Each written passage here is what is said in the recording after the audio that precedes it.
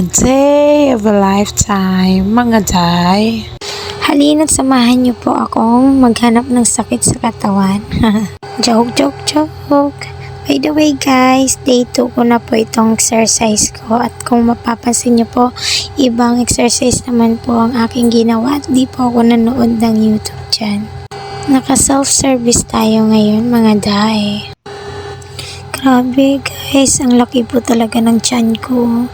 Napaka-bloated po talaga ng tiyan ko at ang bigat sa pakiramdam po. By the way mga day, pagising ko po ngayong umaga, ayaw ko na po mag-exercise dahil sobrang sakit po ng binti ko.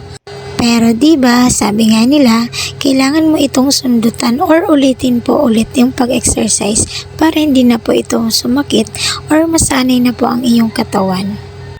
Kahit masakit po mag-squat dahil mataba po talaga ako, pero kaya yan. Kailangan lumaban para sa calories. Charot! Kaya minsan nakakaingit kasi yung ibang mga babae or ibang mga tao, ang hilig-hilig nila kumain, ang dami nilang kinakain in a day, pero hindi sila tumataba. Talagang ganun yung katawan nila. Pero ako, kada kain everyday, lalong tumataba ng tumataba po talaga ako. Pag nag-diet naman po ako, nahihilo ako. Kaya minsan di ko na alam kung anong pipiliin ko.